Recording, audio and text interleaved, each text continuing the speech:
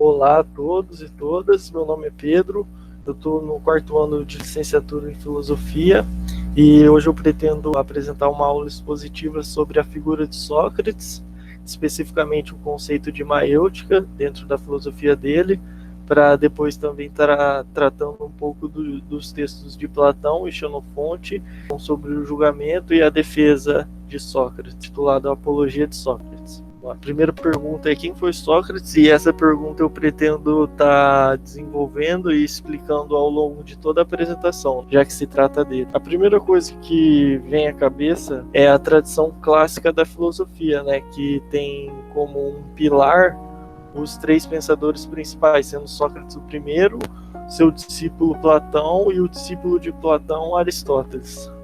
É engraçado a gente tratar sobre a figura de Sócrates pelo fato dele não ter deixado escritos, né, nem textos, nem nada. Então a gente sempre está trabalhando com uma apresentação que se sucede não por ele, dele próprio, mas sim por outros, né? O que as outras pessoas, o que as pessoas que conviviam com ele percebia sobre a sua personalidade, as suas ações. Então, quem foi Sócrates? No século IV existiu um homem que foi por muitas tradições considerado o pai da filosofia. Muito desse pensamento, que considera Sócrates como o precursor de toda a filosofia, advém de uma compreensão que parte do pressuposto que foi Sócrates que desviou o objeto de estudos, né, da filosofia grega, que a gente tinha como arqué, que é traduzido como princípio de tudo, onde vários filósofos considerados como pré-socráticos tratavam desse princípio de tudo a partir de alguns elementos, como fogo, água e etc. Então Sócrates vem revolucionando esse pensamento grego e colocando então a figura do homem como peça principal dentro de qualquer compreensão que venha estar tratando de um conhecimento legitimado. A sua existência então estava situada na contextualização da Grécia Antiga, o que hoje é por muitos definido como período socrático ou antropológico, que é exatamente essa questão de estar colocando o homem no centro de tudo, né, de qualquer desenvolvimento teórico. Na época ainda não existia essa divisão entre ciência e filosofia, então os conhecimentos podem se dizer que advinham todos de uma mesma fonte, de um mesmo ponto de origem.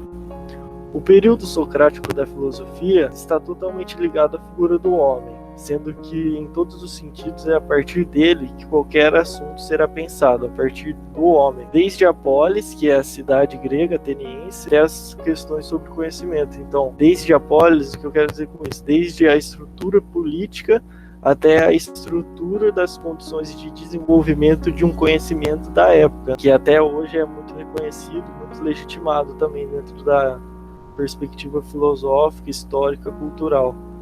Nesse sentido, quando pensamos principalmente a figura do homem grego dentro do contexto da prática grega, a gente pensa ele como um agente ativo dentro da cidade, né? Um cidadão que tem a participação direta e um envolvimento direto com esse sistema político democrático, que incumbe tanto deveres quanto responsabilidade. Também o homem que não está mais voltado ao conhecimento da natureza, como eu tinha dito, é aquele conhecimento que os pré-socráticos visavam e fundamentavam a partir da arqué, o princípio de tudo, mas sim é um conhecimento propriamente e fundamentalmente humano e desenvolvido por tais seres, né, seres humanos. Um fato curioso dentro da história de Sócrates é que ainda na sua juventude ele fez uma visita ao templo de Apolo, que hoje é localizado como um museu arqueológico de Delfos. Então Delfos era essa região da Grécia Antiga, se tratava de um centro, né, um dos principais centros religiosos de toda a Grécia, tendo aí seus deuses do Estado, deuses da cultura mitológica. No caso, a visita foi ao templo de Apolo. Neste templo, já de entrada, pórtico, como posso explicar, é aquela, como se fosse uma fachada que a gente tem das lojas atuais.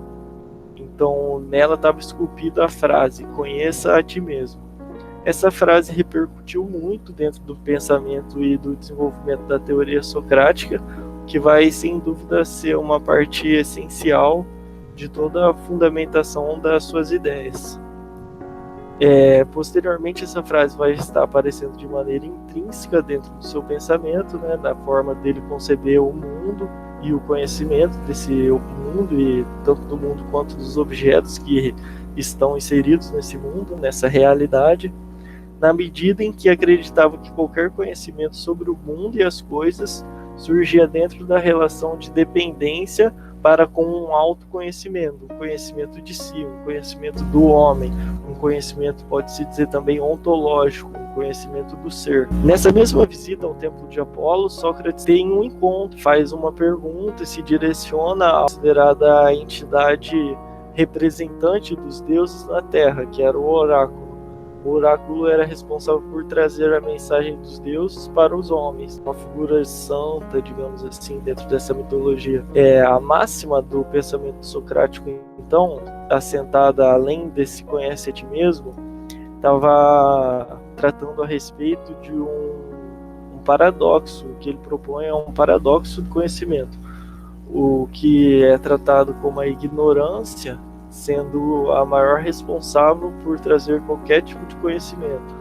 Então a máxima é: só sei que nada sei, e o fato de saber isso me coloca em vantagem sobre aqueles que acham que sabem de alguma coisa.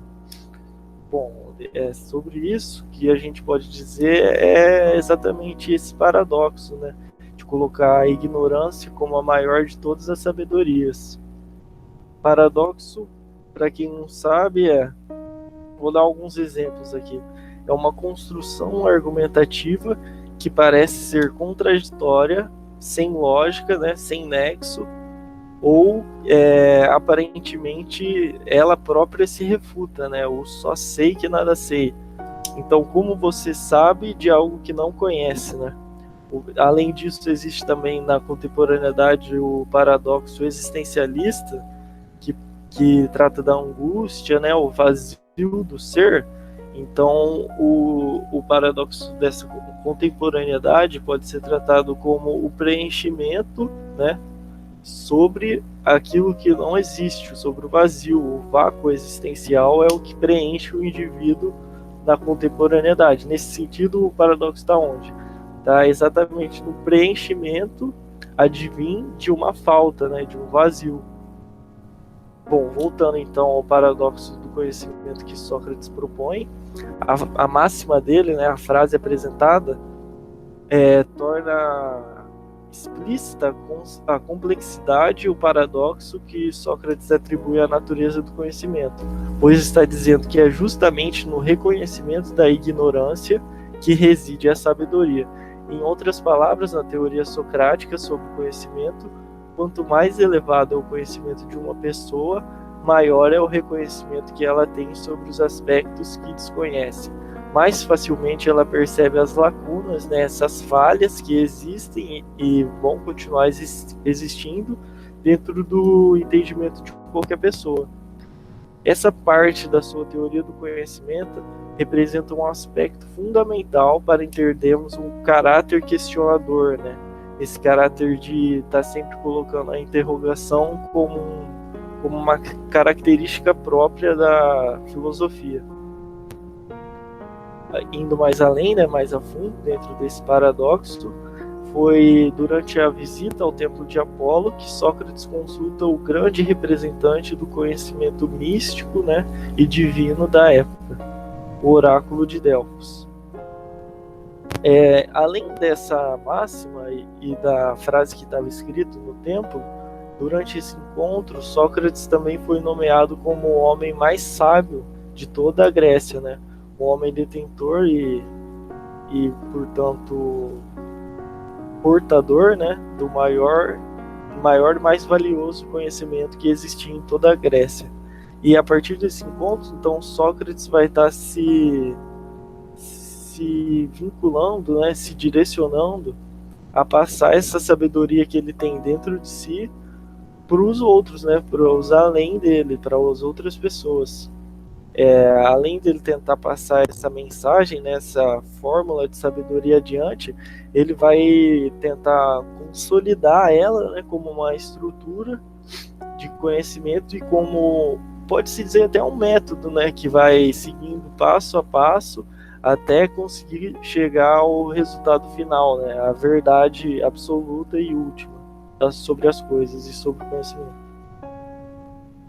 Então, o método que ele vai estar desenvolvendo é o método maiêutico, né, socrático, que surge com esse espírito interrogativo de procurar sempre estar respondendo e elaborando novas questões.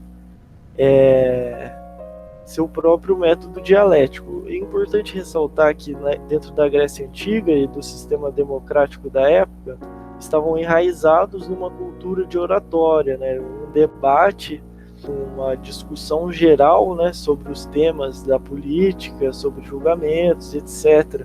Todas essas vertentes da característica mais política da cidade era desenvolvida toda sobre um diálogo, uma construção argumentativa que deveria ser sólida, né, a fim de conseguir convencer os demais cidadãos também de que a ideia deles se sustentava perante as refutações que os demais cidadãos com outras perspectivas tentavam também defender.